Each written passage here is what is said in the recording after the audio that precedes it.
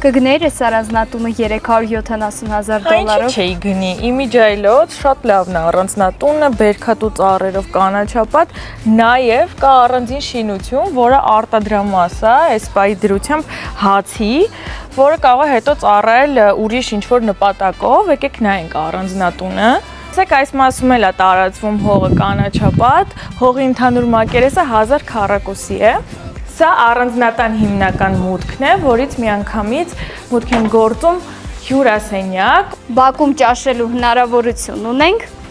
Սա երկրորդ մուտքն է, անմիջապես մտնում ենք խոհանոց։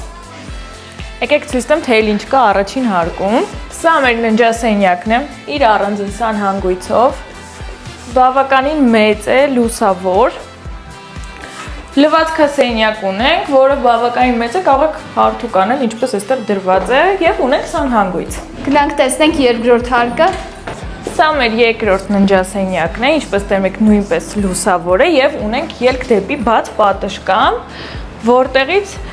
տեսարան կա դեպի այգի։ Ընդարձակ տերասա ունենք, որտեղ բազմաթիվ հնարավորություններ կա ձեր հանգիստը կազմակերպելու համար։ Երկրորդ հարկի սանհանգույց։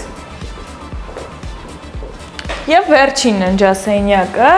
տան ընդհանուր մակերեսը 197 քառակուսի է